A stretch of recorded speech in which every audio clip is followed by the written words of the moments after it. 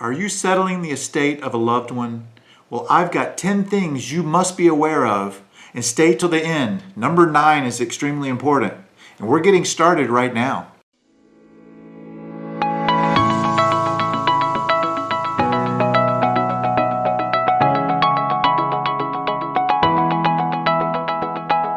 Hey everybody, I'm Kes Stadler, Associate Broker with Atlanta Communities and a certified probate real estate advisor and specialist. I've got 25 years of experience in residential real estate, helping my clients through probate with their wills, trusts, executorships, and many other things involved in the process. I know everyone's grieving at this time during this process, so I can help. My team and I have a plan in place, but I want to give you the 10 things you need to be aware of, and we're getting started right now with number 1. All right, the first and probably most important thing right off the bat is to secure the property. Make sure it's locked up and tight. You don't want anything to happen during this long process, and with a vacant home, that could become an issue.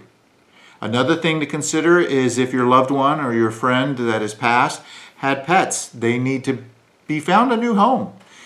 Even temporarily, they've got to have a place to live, and maybe you can work on finding them new permanent homes, but at least get them safe and secure and well taken care of right away. Okay, number 2 is you need to file the will with the courts. Probate is the legal process of executing the will. The probate courts will help you navigate the process of combining the assets, finding the assets, paying all the debts, paying the bills, and settling the estate. So it's very important that right away you locate the will. In many cases, you may have to go back to the property and find the will. You might even have to do a little fact finding. You may have to find the attorney that maybe was involved. But that's very important. You got to get the will, and you need to get it registered and submitted to the courts. Number 3 has to do with making an inventory, a list of all the assets. And that also includes maybe getting an appraisal done for the real estate property itself. Laws vary from state to state, but they usually start with making a detailed list of all the inventory in the home. That could go into financial stocks, bonds, different accounts, rental properties, but a list needs to be made. It doesn't have to be super detailed. You don't have to get any exact numbers, but just a ballpark so you have an idea of what you're working with. That's always important. For number 4, you need to track down the assets. Like I mentioned in number 3, in many cases they call that marshaling the assets. So you may have to put on your detective hat and find out there may be some money hidden in different places. There may be stocks, bonds, insurance policies, but you're going to need to get some help if you need to, but you need to track down all the assets. It's really up to you to find them and make sure that the beneficiaries are given what is due, and also if there's possibly some liabilities that need to be handled, you want to find out now instead of later. So it's a good idea just to put on your hat and try to find all those assets. Number 5 talks about making a list of all bills, getting them put together, and getting them to the attorney so they can all be paid. This goes with utilities. It may be a mortgage, a second mortgage, insurance. All those things still need to be paid while the home is in probate and the estate is being settled. You don't want to have a home that's sitting empty. Maybe you have an alarm system, but if there's no power, you can't use the alarm. So things like that you need to think about. Gas, if it's the winter time, you want to make sure the house has some heat. You don't want pipes to freeze. So obviously bills, utilities, that just needs to be paid. So make sure you get it paid. If you don't have the funds, there are ways to work around that. Let me know, send me a private message. I'll give you some ideas. You can always pay the bills and then get reimbursed out of the estate. So we have options. We have ways to help you, but just get the list together and make sure the bills get paid. Okay, you need to notify all the agencies. So number 6 is talking about notifying the post office. You may want to have mail stopped or forwarded to a new address. You're going to want to let the IRS know, Social Security office know, insurance companies know.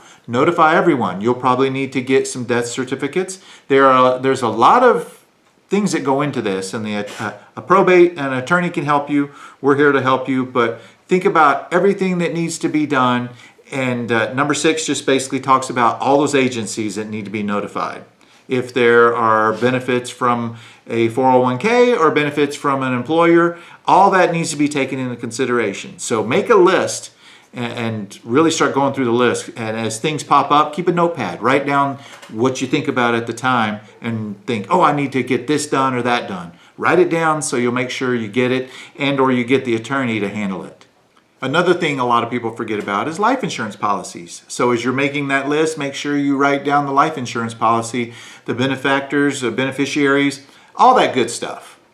You may not think about it, you probably do, but banks, you need to notify the banks, especially if automatic drafts or payments are going out. Sometimes those can be canceled. If you've got a stock portfolio or a financial planner, they need to be aware of what's going on. They need to be in the loop so they can help you through this process. All right, another one here in the 2022 is let the credit agencies know, the credit bureaus, because identity theft is a big thing. And even though your family member or friend may have passed, the credit thieves are still out there, and it can just make your job that much more difficult and the attorney and the court systems more difficult if there is identity theft involved. So try to shut down credit, close the credit accounts whenever you can. See your attorney about that. And if you have a specific question, just let us know. Put a comment in there. Okay, number 7 speaks for itself, but especially if you're the executor or if you're working with the attorney, keep the beneficiaries up to date. You need to communicate with everyone throughout the entire process. I have a saying in my line of work, and my team knows, if a client has to reach out to me, I haven't done my job. My job is to keep the client updated and answer questions before they even send them to me. So it's very, very, very important that you keep all the beneficiaries, the attorneys, everyone involved updated so they know that you're on top of it and they have an idea of what's going on and they feel like they're part of the process. They're going through a lot right now. They don't want to have to worry about this. They want to know they've got it turned over to a professional like myself or a real estate probate attorney, and it's being handled. So just keep them up to date. Okay, number 8, we're talking money now. You want to collect money that's owed to the estate. So that goes back to my list from earlier. Is there something that is owed to the beneficiaries or that was owed to the decedent that passed? You want to go after that money. You just need to for the sake of the estate and for probate. So make sure if there's money owed to the estate, you go after and take the legal recourses to get that money. The beneficiaries will appreciate it, the probate court will appreciate it, and your attorney would like the help. So keep them involved. Okay, I told you in the beginning, number 9, one that nobody likes to talk about. There are 2 things in life, death, which unfortunately we're talking about now, and taxes. And this video, number 9, talks about both. After the decedent has passed, you need to get the taxes situated. It's going to happen sooner or later, so start thinking about the taxes. It's very important. When the estate is completely closed and finished, you want to make sure all that's done, including taxes for the personal property, for the real estate, for stocks, bonds, for the sale of the real estate. Is there capital gains? But taxes are very important. So find a CPA, work with your probate attorney to make sure you handle it correctly, but get those taxes settled.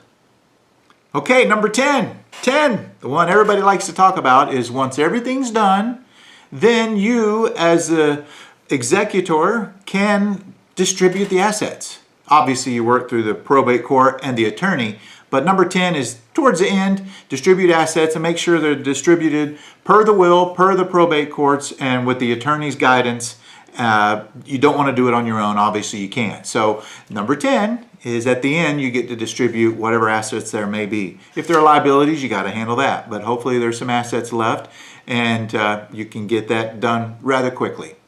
So I appreciate you staying till the end. Thanks for following with us. We are specialists in probate and real estate. We also have a YouTube channel called Living in Metro Atlanta where we talk about home fix-up ideas. So if you want some ideas for how to fix your house up, go check out that channel. Link is provided below, and check out this video here about hardwood flooring. It's a really cool way to do it yourself. I'm here to help you with any probate issues or questions you might have. Be sure to like, subscribe, and share our channel. And for now, signing out, my nickname is the Singing Realtor. I'm a probate specialist. But thanks again, take care, and have a great day.